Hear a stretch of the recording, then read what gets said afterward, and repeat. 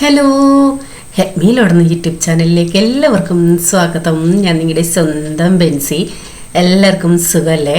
അപ്പോൾ കഴിഞ്ഞ വ്ളോഗിൽ ജോസാൻ വന്നപ്പോൾ കുറേ പേര് പറഞ്ഞു കുറേ നാളുകൾക്ക് ശേഷമാണ് ജോസാനെ കാണുന്നത്, ജോസേട്ടനെ കാണുന്നത്. ജോസാൻ പല കാര്യങ്ങളിൽ ബിസിയാണെന്നേ. കാരണം അടുത്ത മാസം നമ്മുടെ കടയൊന്ന് ഓപ്പൺ ചെയ്യണമെന്നൊക്കെ വിചാരിക്കുന്നു. അതിൻ്റേതായിട്ടുള്ള കുറേ കാര്യങ്ങളുണ്ടല്ലോ. അപ്പോൾ അതിൻ്റെ കാര്യങ്ങളിലൊക്കെ ബിസിയാണ്. ഞാൻ വീഡിയോ എടുക്കുന്ന സമയത്തൊന്നും വീട്ടിലില്ല. രാവിലെ ഞാൻ മുറിയെല്ലാം ഒന്ന് തൂത്ത് തുടയ്ക്കാമെന്ന് വെച്ചു. അപ്പോൾ മേളിൽ നിന്ന് സ്റ്റെയറിൻ്റെ അവിടുന്ന് ജോസാൻ ആ സ്റ്റെയർ ഒന്ന് തുടയ്ക്കുകയാണ്. ബാക്കി കാര്യങ്ങളൊക്കെ എനിക്ക് സമയമില്ലെന്നുണ്ടെങ്കിൽ തുടച്ചൊക്കെ സഹായിക്കും കേട്ടോ. പക്ഷെ ഡീപ്പായിട്ടൊന്ന് തുടയ്ക്കണമെന്നുണ്ടെങ്കിൽ ഇത്തിരി അഴുക്ക് കൂടുതലായിട്ടൊക്കെ തോന്നുന്നു എങ്കിൽ ഞാൻ പറയാം ഞാൻ തുടച്ചോളാമെന്നെങ്കിൽ എനിക്കൊരു സാറ്റിസ്ഫാക്ഷൻ കിട്ടത്തുള്ളൂ. അല്ലാതൊക്കെ മിക്കവാറും ദിവസങ്ങളിൽ ജോസാൻ തുടച്ചിടും. അതെനിക്കൊരു വലിയൊരു സഹായമാണ്. വെള്ള ടൈല് കാണാൻ ലുക്കാണെങ്കിൽ ഇങ്ങനെയുള്ള കാര്യത്തിൽ മെനക്കേടാണ് കേട്ടോ. ദിവസം എത്ര പ്രാവശ്യമാണ് തൂക്കേണ്ടി വരുന്നേ. അപ്പോൾ അരി രാവിലെ അടപ്പയിട്ടു, അരി തിളച്ചു. ഇനിയിപ്പോൾ ഒരു കറി വെക്കാൻ എടുക്കുന്ന കാണുമ്പോഴേ നിങ്ങൾക്ക് ഊഹിക്കാൻ. കുരുമുളക് എന്നൊക്കെ പറയുമ്പോൾ ഒന്നുകിൽ എന്താണ് ചിക്കൻ കറിക്കോ അല്ലെങ്കിൽ രസത്തിനോ ഒക്കെ ആയിരിക്കുമല്ലോ കുരുമുളക്. അപ്പോൾ ഇന്നൊരു രസം വെക്കാമെന്ന് വെച്ച് കേട്ടോ. ഇത് ഞാൻ കഴുകി ഉണക്കി വെച്ചിരിക്കുന്ന കുരുമുളകാണ്. ഇതുവരെ മൊത്തത്തിൽ പൊടിച്ചില്ല, ആവശ്യത്തിന് ഇങ്ങനെ എടുത്ത് പൊടിക്കത്തേ ഉള്ളൂ. അപ്പോൾ രസത്തിനെന്ന് പറയുമ്പോൾ ഭയങ്കരമായിട്ട് അങ്ങ് പൊടിയുണ്ടല്ലോ. ഒന്ന് ചതച്ച് കുറച്ച് പൊടിയണം, കുറച്ച് തരിയായിട്ട് കിടക്കണം. ആ പരുവത്തിലാണ് ഞാൻ ചെയ്തെടുത്തിരിക്കുന്നത്. അപ്പോൾ അതിന് വേണ്ടി ഇതാ കുറച്ച് ഇഞ്ചി ചതച്ച് വെച്ചിട്ടുണ്ട്. അതുപോലെ തന്നെ വെളുത്തുള്ളിയും എടുത്ത് വെച്ചിട്ടുണ്ട്. നമ്മുടെ മൺകുടത്തിലാണ് ചെയ്യുന്നത്. പ്രത്യേക ഒരു ടേസ്റ്റാണ് ഇതിൽ ചെയ്യുമ്പോൾ കേട്ടോ. അപ്പോൾ ഞാൻ ആദ്യമൊക്കെ മൺപാത്രത്തിൽ ചെയ്യണമെന്നും പറഞ്ഞ് കുറേ പാത്രങ്ങളൊക്കെ മേടിച്ചു. എങ്കിലും ഇപ്പോൾ ഇടയ്ക്കൊക്കെ മറന്നുപോകും ചെയ്യാനായിട്ട്. അപ്പോൾ കുരുമുളക് നമ്മുടെ ഇഷ്ടം അനുസരിച്ചെടുക്കാം. അതിന് പ്രത്യേകിച്ച് കണക്കൊന്നുമില്ല കേട്ടോ. കുരുമുളകും പിന്നെ എന്താണ് പുളി കുറച്ച് വെള്ളത്തിൽ ഇട്ടിട്ടുണ്ട്. ഇപ്രാവശ്യം ഞാൻ പുളി തീരെ കുറച്ചാണ് എടുത്തിരിക്കുന്നത്. എൻ്റെ പുളി തീർന്നു, ഇനിയിപ്പം മേടിക്കണം. ഇത് കറുത്ത പുളിയായിരുന്നു. രസത്തിന് നല്ല പുളിയാണിത്. കുറച്ച് കറിവേപ്പിലയും കൂടി ഇട്ടിട്ടുണ്ട്. എന്നിട്ട് പുളി അനുസരിച്ച് പുളി എത്രയുണ്ടോ അതനുസരിച്ച് വെള്ളം ചേർക്കാം. ഉപ്പൂടെ ചേർത്ത് നമുക്ക് അടപ്പിൽ വെച്ച് നല്ലോണം തിളപ്പിക്കണം. രസം പല രീതിയിൽ ചെയ്യാറുണ്ട്. ഞാൻ ഈ രീതിയിൽ ചെയ്യുന്നതേ ഉള്ളൂ. ഇപ്പോൾ നിങ്ങൾ ഏത് രീതിയിലാണോ ചെയ്യുന്നത്, ഏതാണോ കംഫർട്ട്, അങ്ങനെ ചെയ്യാമേ. ഞാൻ ചെയ്യുന്നതൊന്ന് കാണിക്കുന്നതെന്ന് മാത്രമേ ഉള്ളൂ. ഞാനും പല രീതിയിലും ചെയ്യാറുണ്ട് കേട്ടോ. അപ്പോൾ ഓരോ സമയം ഏത് രീതിയാണോ ചെയ്യാൻ തോന്നുന്നത് അങ്ങനെ അങ്ങ് ചെയ്യുന്നേ ഉള്ളൂ.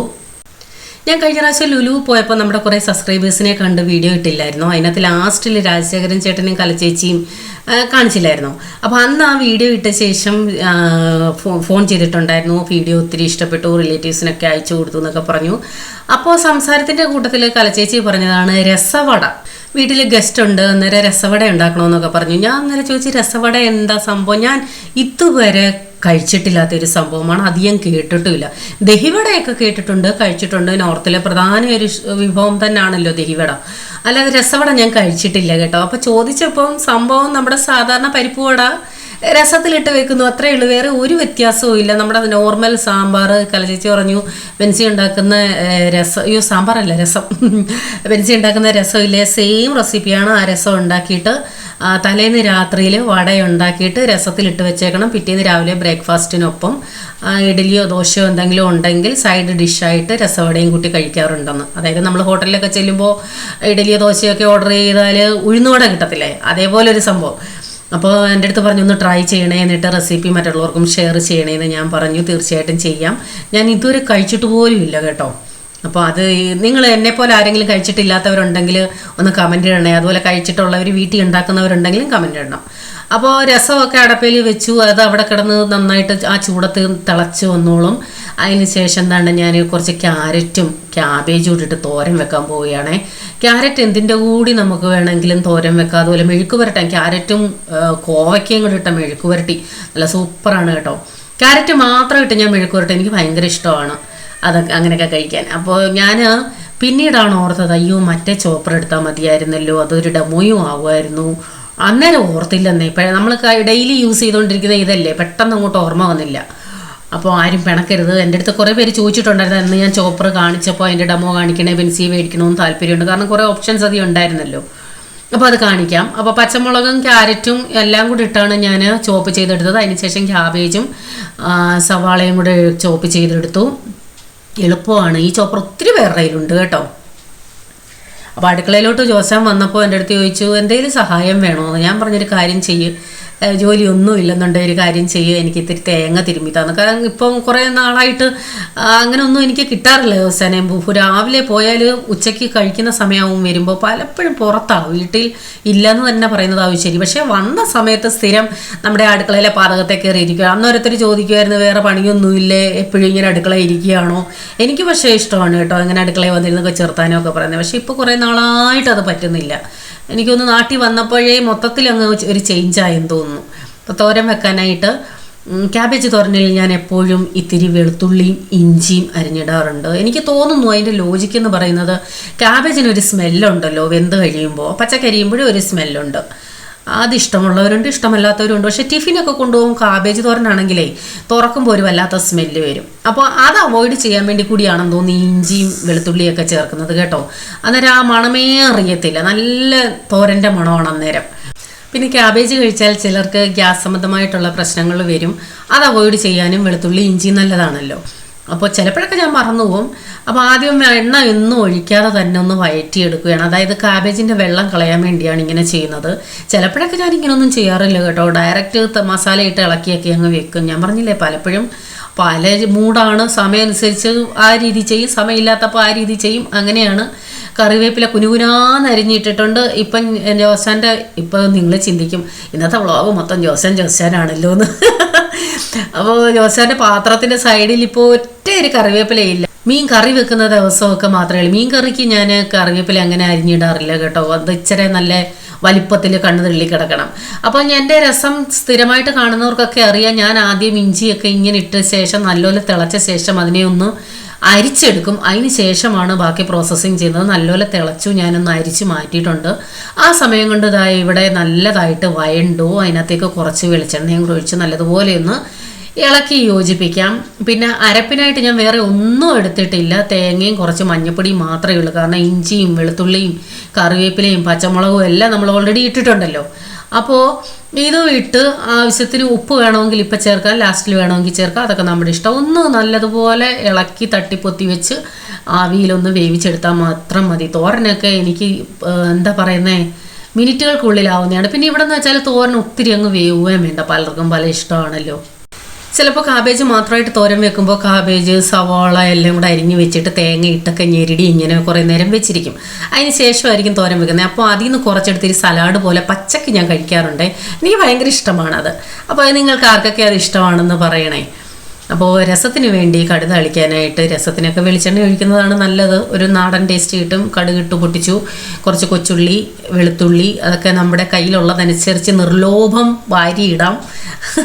കൂടുതലിടണോ കുറച്ചിടണോ അതൊക്കെ ഓരോ വീട്ടമ്മമാരുടെയും സാഹചര്യം അനുസരിച്ച് മാറ്റങ്ങൾ വരുമേ. അപ്പോൾ വറ്റൽമുളക് എന്നും പറയുന്നത് പോലെ എൻ്റെ ഈ വറ്റൽമുളകില്ല. ഒരു വല്ലാത്തൊരു കഷ്ടമാണ് ഈ സംഭവം മേടിക്കാൻ മറന്നു പോകുന്നത്. ചില കുഞ്ഞു കുഞ്ഞു കാര്യങ്ങളാണ് വിട്ടുപോകുന്നത്. അപ്പോൾ ഇപ്പം നിങ്ങൾ ചിന്തിക്കുമെന്ന് എഴുതി വെച്ചുകൂടെ പെൻസിന്ന്. പണ്ടൊക്കെ എഴുതി വെക്കുമായിരുന്നു. ഇപ്പോൾ അതും ഇങ്ങനെ സമയം കിട്ടുന്നില്ലെന്നേ സത്യം പറഞ്ഞാൽ. വിട്ടുപോകും എഴുതി വെക്കാനും. അപ്പോൾ അതൊന്ന് മൂത്ത് വന്നപ്പോൾ അതിനകത്തേക്ക് ഇത്തിരി ഉലുവാപ്പൊടി ഇട്ടിട്ടുണ്ട്. പിന്നീട് നമുക്ക് ലേശം കളറിന് വേണ്ടി മുളക് പൊടിയും ചേർത്തിട്ടുണ്ട്. അല്ലെ എരി അനുസരിച്ച് മുളക് പൊടി ചേർക്കാം. കാരണം നമുക്ക് വേറെ കുരുമുളകിൻ്റെ അഡ്ജസ്റ്റ് ചെയ്ത് മുളക് പൊടി ചേർക്കാം കേട്ടോ. പിന്നെ കായപ്പൊടിയും ചേർത്തിട്ടുണ്ട്. രസത്തിൻ്റെ സാമ്പാറിൻ്റെയൊക്കെ മെയിനാണല്ലോ കായം എന്ന് പറയുന്നത്. അപ്പോൾ അത് നല്ലതുപോലെ ഒന്ന് മൂപ്പിച്ച ശേഷം നമ്മുടെ രസത്തിലോട്ടിട്ട് കൊടുക്കാം. എന്നിട്ട് ആ അടപ്പയിൽ തന്നെ ഞാൻ അടച്ചു വെച്ചിരിക്കുക. അത് കിടന്ന് നല്ലതുപോലെ ഒന്ന് തിളച്ചിട്ടുണ്ട് ആ അടപ്പയിൽ കിടന്ന്. കാരണം അതായത് കടു താളിച്ചിട്ടതിന് ശേഷം നന്നായിട്ടൊന്ന് തിളച്ചിട്ടുണ്ട്.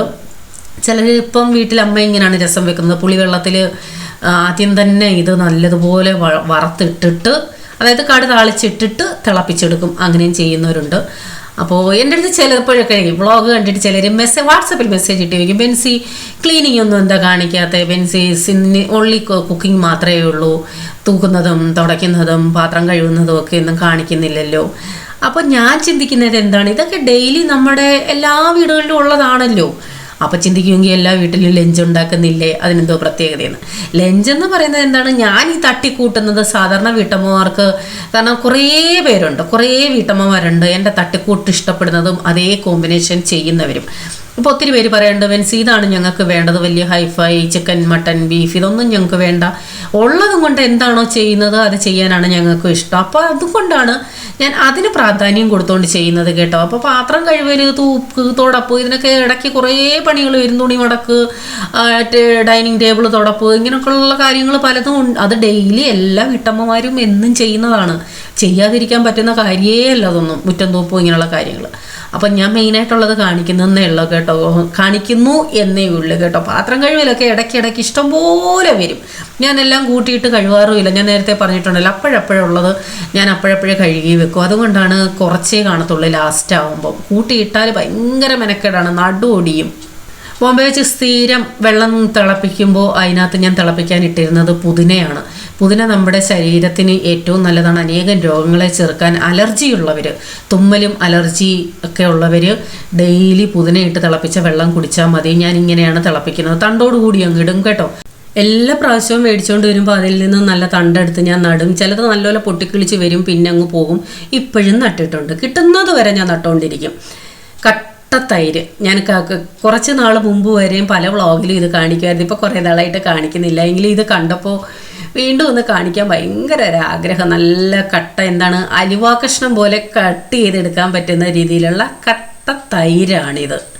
അപ്പോൾ ഇതിൻ്റെ റെസിപ്പിയൊക്കെ ഞാൻ ഓൾറെഡി ഇട്ടിട്ടുണ്ട്, ഒന്ന് സെർച്ച് ചെയ്ത് നോക്കിയാൽ മതി. ഇപ്പോൾ ഇവിടെ എപ്പോഴും നെല്ലിക്ക സ്റ്റോക്കാണ് കേട്ടോ. ഒരു കൂട്ടം മേടിച്ചുകൊണ്ട് വരും, അപ്പോൾ ഫ്രിഡ്ജിൽ ഇരിക്കുന്നത് എടുത്ത് അടുത്ത് അച്ചാറാക്കും, വീണ്ടും മറ്റേ മേടിച്ചുകൊണ്ട് വന്നതിനെ ഫ്രിഡ്ജിലോട്ടാക്കും.